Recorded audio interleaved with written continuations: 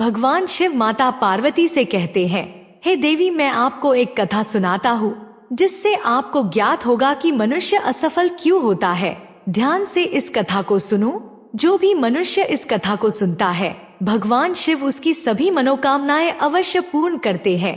एक समय की बात है, एक नगर में एक सम्राट था। उस सम्राट के पास सब कुछ था, बेशुमार दौलत थी, अच्छी प्रजा जो उसका ख्याल रखती थी, उसके आदेशों का पालन किया करती थी, और वह भी अपनी प्रजा का खूब ध्यान रखा करता था।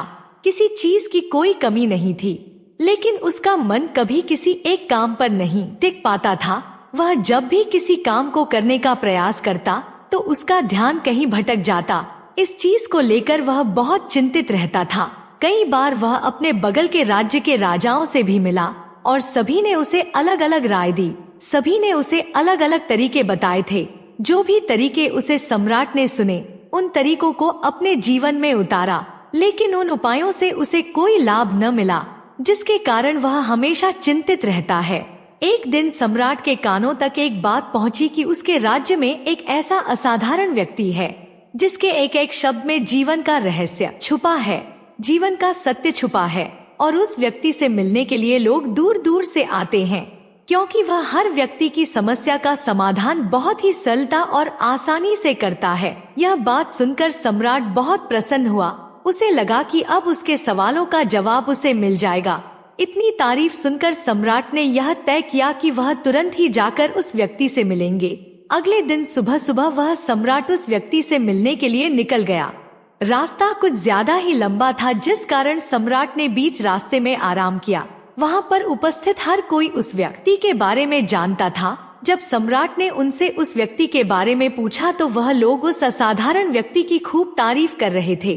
तभी सम्राट ने सोचा कि लगता है यह व्यक्ति बहुत बुद्धिमान, बहुत ज्ञानी, प्रभावशाली होगा, अन्यथा हर कोई उसकी इतनी तारीफ नहीं करता। जरूर ही उस व्यक्ति में ऐसी कोई बात अवश्य है जिसके कारण हर कोई उन्हें जानता है। उस व्यक्ति की तारीफ सुनकर सम्राट के मन में उस व्यक्ति से मिलने की उत्सुकता और अधिक हो गई। अब वह सम्राट जल्द से जल्द उस व्यक्ति से मिलना चाहता था, जिसके कारण वह आगे का सफर तय करना शुरू कर देता है। जैसे तैसे वह सम्राट उस व्यक्ति के आश्रम पहुंचा, पर आश्रम में उसे कोई नजर नहीं आया। आश्रम के पीछे एक छोटा सा बगीचा था। जब सम्राट वहां पहुंचा तो उसने देखा कि एक माली बगीचे में काम कर रहा था। उसका पूरा शरीर मिट्टी से लटपट, पैरों में कोई चप्पल नहीं थी। इसको देखकर सम्राट ने माली से कहा, सुनिए महोदय, इस आश्रम के मालिक कहाँ है? मैं उनसे मिलने आया हूँ। इस पर वह माली जवाब देते हुए कहता है, श्रीमान आप अंदर बैठिए, मैं उन्हें बुलाता हूँ, वह जल्द ही आपसे मिलेंगे। माली की यह बात सुनकर सम्राट अंदर कुटिया में जाकर बैठ गया और उस असाधारण व्यक्ति के आने का इंतजार करने लगा।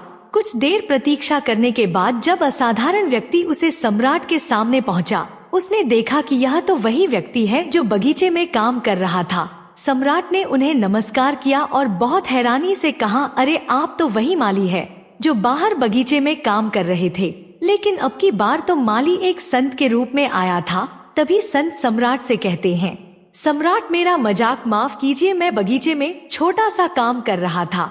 मैं ही वह व्यक्ति हूँ जिससे आप यहाँ इतनी दूर मिलने आए हैं। कृपया करके अपने आने का कारण बताएं। इस पर सम्राट उन संत से कहता है, मैंने यह सुना है कि आपके पास जो भी अपनी समस्या लेकर आता है उसकी समस्या का समाधान आप अवश्य करते हैं। इसी कारणवश मैं आज आपसे यहाँ पर मिलने आया हूँ और मैं आपसे उपदेश सुनना चाहता हूँ, लेकिन मेरे मन में एक शंका है। इस पर संत सम्राट से कहते हैं, कैसी शंका? इस पर सम्राट कहता है, मैं बहुत से विद्वानों को देखा है, बहुत से ज्ञानियों को देखा है। वह जब भी चलते हैं तो उनके पास तरह तरह की ज्ञान की किताबें होती हैं। उनके पास ऐसा कोई ना कोई संकेत जरूर नजर आता है जिससे यह पता चल सकता है कि वे लोग ज्ञानी है। लेकिन आपके पास तो ना कोई ज्ञान की किताबें हैं और ना ही कोई ऐसी कला के संकेत आप में नजर आ रहे हैं, लेकिन उसके बावजूद आप बहुत शांत नजर आ रहे हैं। क्या आप मुझे इसका रहस्य बता सकते हैं? इस पर संत मुस्कुराने लगे और सम्राट से कहते हैं, मेरा ज्ञान तो इस संसार में प्रकृति के रूप में हर जगह है। मैं अपना ज्ञान जीवन की सरल और साधारण वस्तुओं से ही लेता हूँ। पर महाराज आप यहाँ किसी समस्या को लेकर परेशान हैं। कृपया आप मुझे आपके यहाँ आने का कारण समझाएं। इस पर सम्राट कहते हैं, गुरुवर मेरे यहाँ आने का कारण यह है कि मैं किसी भी काम को लेकर लंबे समय तक उस कार्य पर अपना ध्यान नहीं लगा पाता। मैं कुछ ही देर में उस कार्य से भटक जाता हूँ। कृपया कर मुझे अपनी इस समस्या का समाधान बताएं। मैं इस बात से काफी चिंतित हूँ। संत ने सम्राट की चिंता को समझकर कहा, महाराज आपकी समस्या मुझे समझ आ गई है। आप जिस कार्य पर ध्यान नहीं लग पा रहे उसके लिए मैं आपको एक उपाय बता सकता हूँ, लेकिन आज आपको देर हो चुकी है। आप मुझे कल सुबह मिलिए। कल सुबह का समय ठीक रहेगा। कल सुबह जब आप मुझसे मिलेंगे तो मैं आपके सभी सवालों का जवाब आपको दे दूंगा। यह कहकर संत वापस अपने बगीचे में लौट गए और वह सम्राट भी वापस अपने महल लौट गया। लेकिन सम्राट को रात भर नींद नहीं आई। वह बस यही सोच में लगा था कि आखिर संत मुझे क्या बताने वाले हैं। वह तो मुझे एक साधारण से माली नजर आ रहे हैं, लेकिन जिस तरह से उनका मन शांत था, जिस तरह से वह शांत नजर आ रहे थे, यह बहुत बहुत आश्चर्य करने वाली बात है। रात भर सम्राट इन्हीं ख्यालों में खोया रहा। अगले दिन सुबह सूरज निकलने से ठीक पहले सम्राट उस आश्रम पर वापस पहुंचा। वहां पर संत पहले से ही उपस्थित थे। जैसे ही सम्राट वहां पहुंचा, उन संत ने एक पानी का छोटा सा जग उसे सम्राट के हाथ में थमाते हुए कहते हैं, आपके सामने पूरे 15 पौधे हैं। इन सभी पर आपको पानी डालते चले जाना है, लेकिन जब आप इस क्रिया को कर रहे होंगे तो उसे वक्त मेरी एक बात का अवश्य ध्यान रखिएगा कि आपको इस दौरान कुछ और नहीं करना है, ना कुछ सोचना है। आपका पूरा ध्यान केवल इन पौधों पर ही होना चाहिए। यदि इस बीच आपके मन में कोई विचार आए तो वहीं पर रुक जाएगा और फिर दोबारा से पहले पौधे से पानी डालना शुरू कीजिएगा। और जब आप मेरी बात मानकर ठीक इसी प्रकार इन सभी 15 पौधों को पानी दे देंगे, तब आप मेरे पास आइएगा। मैं आपके सभी सवालों का जवाब आपको दे दूंगा। उसे सम्राट ने आज तक ऐसा कोई काम नहीं किया था। सम्राट को यह काम बहुत छोटा सा लग रहा था। सम्राट पहली बार ऐसा कोई काम करने जा रहा था। उस पानी के जग से पहले पौधे पर बहुत ही ध्यानपूर्वक पानी दिया और फिर दूसरे पौधे की ओर आगे गया। दूसरे पौधे पर भी उसने ध्यानपूर्वक पानी दिया। फिर उसने तीसरी पौधे पर पानी देना शुरू किया ही था कि उसके मन में तरह तरह के विचार उत्पन्न होने लगे। उसे अपने महल का बगीचा याद आने लगा, जहाँ पर तरह तरह के फूल थे, तरह तरह के पौधे लगे हुए थे। तभी अचानक उस सम्राट को संत की बात याद आ गई। यदि मन में कोई भी विचार उत्पन्न हो तो उसे फिर से पहले पौधे से पानी देना शुरू करना होगा। तुरंत ही पहले पौधे के पास वापस पहुंचा और उसने फिर से पहले पौधे को पानी दिया। दूसरे पौधे को उसने फिर से ध्यानपूर्वक पानी दिया। जैसे ही वह तीसरे पौधे पर पहुंचा, उसके मन में फिर से कई तरह के विचार उत्पन्न होने लगे। अब की बार सम्राट को बहुत क्रोध आने लगा। उसने सोचा कि आखिर मैं यह छोटा सा कार्य क्यों नहीं कर पा रहा हूँ। वह तुरंत ही फिर से पहले पौधे के पास पहुंचा। उसने इस बार बहुत ध्यानपूर्वक पानी दिया, पर जैसे ही वह तीसरे पौधे पर पहुंचा, उसके मन में फिर से कई तरह के विचार उत्पन्न होने लगे। अब की बार बहुत ध्यानपूर्वक पहले पौधे को पानी दिया, दूसरे पौधे को भी ध्यानपूर्वक पानी दिया। ऐसे करते करते अब की बार सम्राट करीबन 5 पौधों में बहुत ही ध्यान से पानी दे चुका था।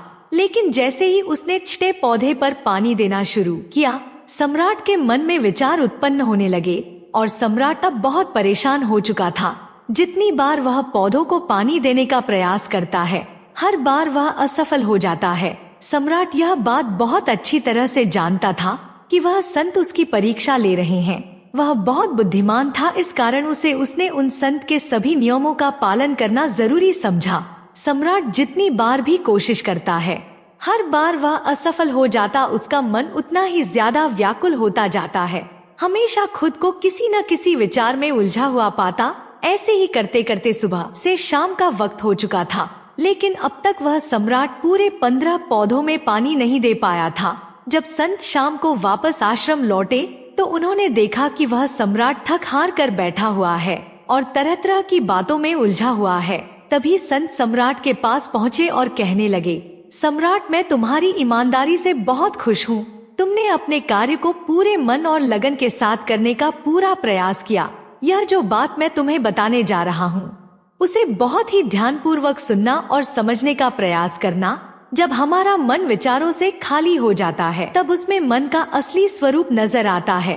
तब साधारण से साधारण सा काम भी हमें ज्ञान और शांति देता है। इस पर सम्राट उन संत से कहता है, गुरुवर पर यह कैसे संभव है? मैं तो जब भी कोई कार्य करता हूँ तो मन में कई तरह के विचार उत्पन्न होते हैं और मैं उन विचारों में फंस कर रह जाता हूँ।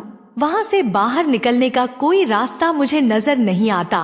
तभी संत मुस्कुराने लगे और सम्राट से कहते हैं, यह तुम पौधों में पानी नहीं डाल रहे थे, तुम तो जल्दी जल्दी अपने इस कार्य को बस खत्म करना चाहते थे। तुम्हारे मन में तो यह विचार उत्पन्न हो रहा था कि तुम जल्दी से जल्दी इन 15 पौधों में पानी दे दो और उसके बाद तुम मुझसे मिल सको, मुझसे अपने प्रश्नों का उत्तर जान सको। किसी कारणवश यह कार्य तुम्हें बोझ सा प्रतीत हो रहा था, मानो मैं तुम्हारे कंधों पर एक बोझ रख दिया हो, और यही कारण है कि तुम अपने आप को इस पल में रोक नहीं पाए। जब हमारे सामने रखा हुआ कार्य बोझ लगता है तो हम उसे बस जैसे तैसे खत्म करना चाहते हैं और उस काम को करते समय हम अपना पूरा ध्यान उस कार्य पर नहीं दे पाते। किंतु अगर तुम इस पल के महत्व को समझ पाते, केवल पौधों और पानी पर ध्यान देते, तो तुम्हें कोई भी विचार परेशान नहीं कर पाते। इस पर सम्राट कहता है, गुरुवर मुझे आपकी यह बात समझ में आ रही है। मैं जल्दी जल्दी इस कार्य को खत्म करके आपसे मिलना चाहता था, जिस कारण मेरा मन इस कार्य में पूरी तरह से नहीं लग सका। लेकिन यह एक पल है जो हम जी रहे हैं, उसे पल में रहना बहुत कठिन है। क्या मुझे इसके लिए कोई तपस्या या तप करना होगा? इस पर संत एक बार फिर मुस्कुराने लगे और सम्राट से कहते हैं, जिस शांत मन की तलाश तुम कर रहे हो वह शांत मन तो पहले से ही मौजूद है, वह तो पहले से ही तुम्हारे भीतर है। इसके लिए तुम्हें कहीं भी जाने की कोई आवश्यकता नहीं है और ना ही तुम्हें कहीं शांत जगह जाने की आवश्यकता है। इसके लिए कुछ जरूरी है तो वह है अपनी सांसों पर ध्यान देना। इसलिए अपनी सांसों पर ध्यान देना सीखो। हम किस तरह से सांस ले रहे हैं और किस तरह से त्याग रहे हैं, इस बात को देखने और समझने का प्रयास करें। जब तुम्हारा मन एकाग्र होता तो तुम चाहे कोई भी कार्य क्यों ना करो, फिर चाहे वह छोटा हो या बड़ा, तुम्हारा मन उसमें पूरी तरह से विलीन हो जाएगा और वह कार्य ही तुम्हें शांति और ज्ञान भी प्रदान करेगा। ऐसे समय पर हमारे मन में किसी प्रकार के कोई विचार उत्पन्न नहीं हो पाएगा। सम्राट को संत की यह सारी बातें समझ में आ चुकी थी। उसने उन संत को प्रणाम किया और वहां से वापस वह अपने राज्य महल लौट आया। उसने अपनी सांसों पर ध्यान देना शुरू किया और धीरे धीरे इस निरंतर अभ्यास के कारण वह अपने हर कार्य को ध्यान और मन लगाकर किया करता था, जिससे उसे असीम शांति मिलती थी और वह छोटे छोटे कार्यों से भी ज्ञान प्राप्त कर लेता था। इसलिए दोस्तों, कभी किसी कार्य को बोझ मानकर मत कीजिए, क्योंकि यदि आप उसे बोझ मानेंगे तो जल्दी जल्दी उसे आप अपने ऊपर से उतरने का प्रयास करेंगे, अर्थात उसे जल्दी जल्दी खत्म करने का प्रयास करेंगे। लेकिन इस प्रयास के दौरान आप जो भी कार्य करेंगे वह पूरे मन और लगन से नहीं हो पाएगा और ऐसे में आप उसे कार्य को जो अंजाम देना चाहते हैं, हो सकता है कि आप उसे अंजाम भी ना दे सके। हम में से अधिकांश लोग यही गलतियां करते हैं। जब उन्हें कोई कार्य सौंप जाता है तो वह उसे कार्य को करने का प्रयास तो करते हैं, लेकिन वह चाहते हैं कि वह कार्य कितनी जल्दी खत्म हो जाए और वह उसे कार्य को करते वक्त अपने आप को वहां नहीं रख पाते, बल्कि उनका मन तो कहीं और ही भटकता रहता है, जिससे हमारा मन हम पर हावी होने लगता है। हमें तरह तरह के विचार दिखते हैं और हम उन विचारों में डूबते चले जाते हैं। भगवान शिव कहते हैं, मनुष्य को अपना काम पूरी लगन और एकाग्रता के साथ करना चाहिए। वीडियो पसंद आए तो वीडियो को लाइक और चैनल को सब्सक्राइब करें।